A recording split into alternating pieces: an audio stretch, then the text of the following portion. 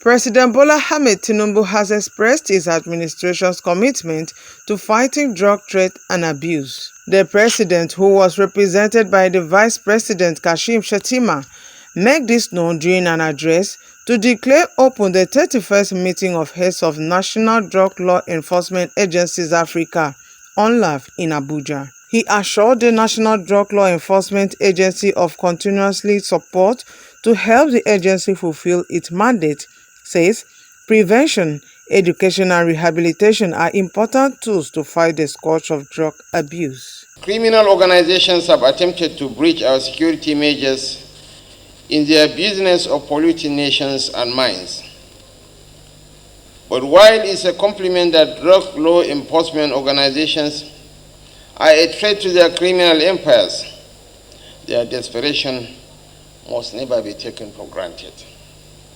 Without you, as our strength has always been our proactive actions to prevent any individual or group from turning our countries into a minefield of drug trafficking.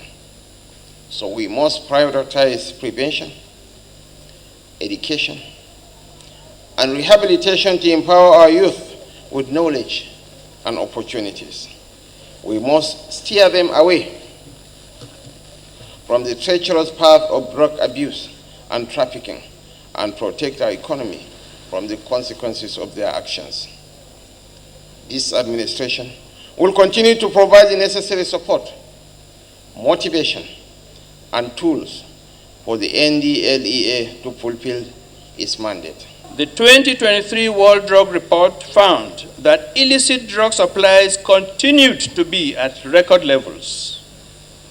Increasingly agile trafficking networks are compounding intersecting global crises and challenging health services and law enforcement responses. Cheap and easy synthetics are changing drug markets with lethal results. Drug use disorders are harming health, including mental health, safety, and well-being, while the harms caused by drug trafficking and illicit drug economies are contributing to many of these threats, from instability and violence to environmental devastation. Young people are using more drugs than previous generations, and the majority of people being treated for drug use disorders in Africa are under the young age of 35. What is worse, the availability of treatment and other services has not kept pace with these developments, and women in particular are suffering from treatment gaps. The world drug problem in all its forms and manifestations affects all of us. The stakes are especially high for Africa. No one country can tackle the problem of this magnitude alone. And just as well, the world drug problem cannot be tackled solely through international policy making. It also requires effective implementation and collaboration among practitioners. Based on the current drug use prevalence data for Africa, UNODC estimates that drug use disorders could increase by up to 40% in the next 7 years.